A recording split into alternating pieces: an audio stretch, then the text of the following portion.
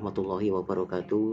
Jumpa lagi teman-teman. Di sini saya akan membahas mengenai soal UTS atau latihan ulangan semester genap untuk mapel fikih dan materi sholat Jumat untuk kelas 4 Madrasah Ibtidaiyah.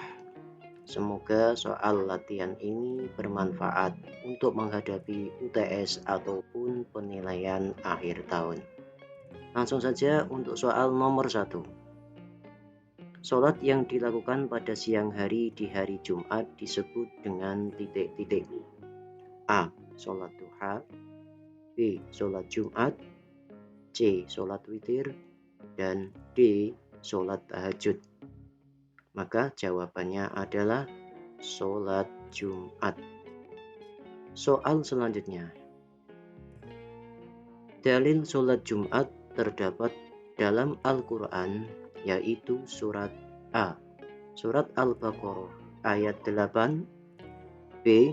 Surat Al-Baqarah ayat 9, C. Surat Al-Jumu'ah ayat 8, D. Surat Al-Jumu'ah ayat 9.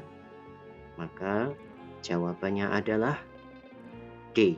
Surat Al-Jumu'ah ayat 9. Soal nomor 3. Hukum melaksanakan sholat Jumat bagi laki-laki dewasa apabila tidak ada udzur adalah A. Sunnah muakkad, B. Mubah atau boleh, C. Wajib atau fardu ain, D. Haram. Maka jawabannya adalah C. Wajib atau fardu ain. Soal nomor 4. Jumlah rokaat sholat Jumat ada titik-titik rokaat. A. 2, B. 3, C. 4, D. 5. Maka jawabannya adalah jumlah rokaat sholat Jumat ada 2. Nomor 5. Orang-orang yang tidak wajib melaksanakan sholat Jumat antara lain.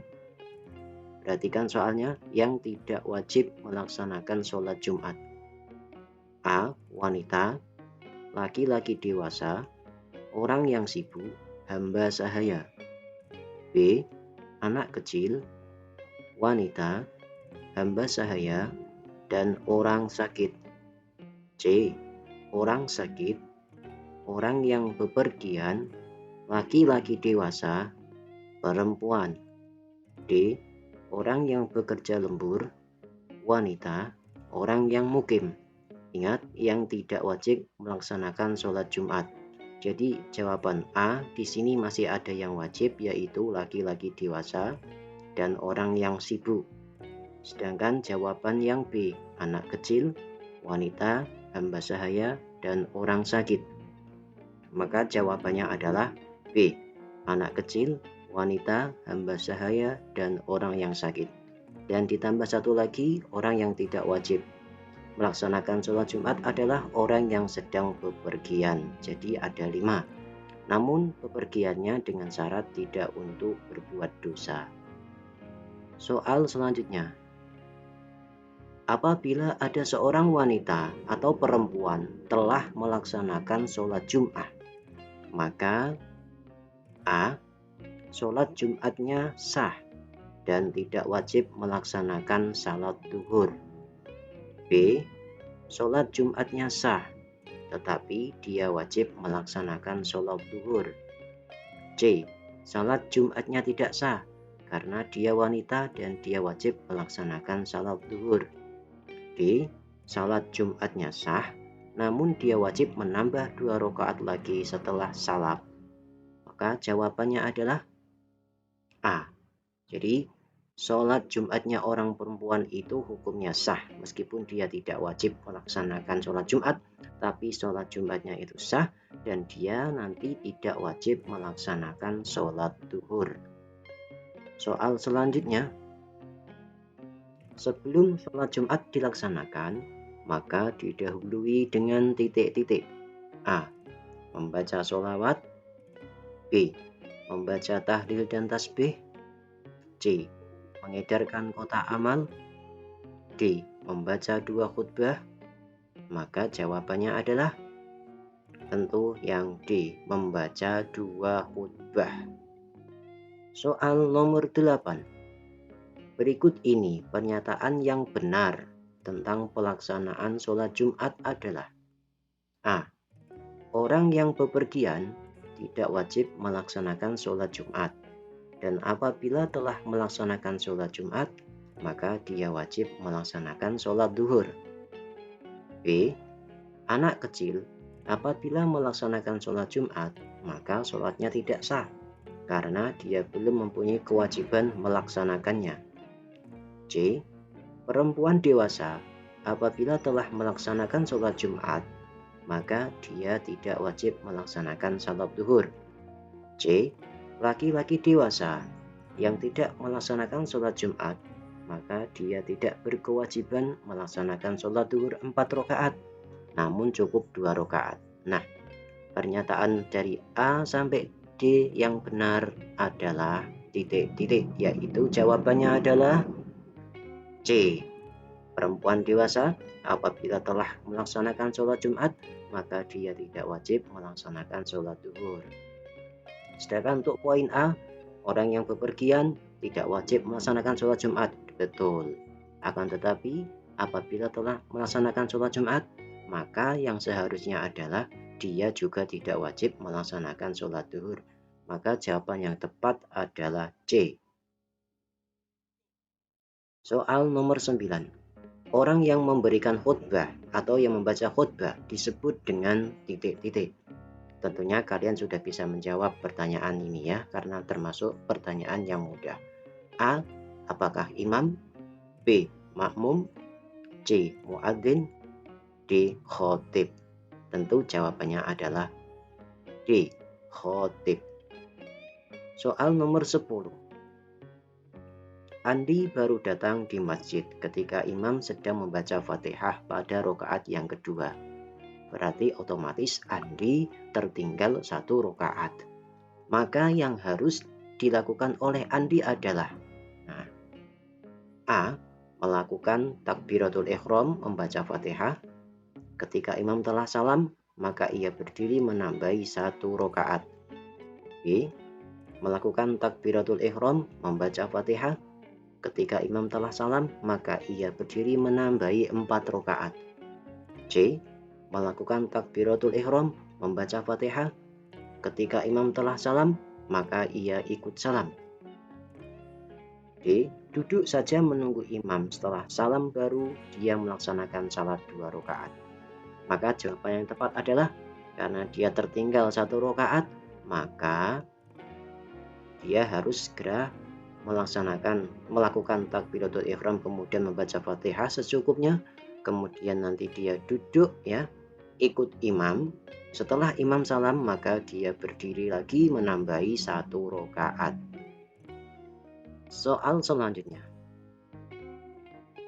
Jika ada seorang makmum yang tertinggal 2 rakaat, semisal dia datang sedangkan imam dalam keadaan duduk tasyahud akhir atau duduk tahiyat akhir, maka yang dilakukan makmum tersebut adalah soal yang sebelumnya itu tertinggal 1 rakaat, sedangkan soal yang nomor 11 ini ada seorang yang tertinggal 2 rakaat.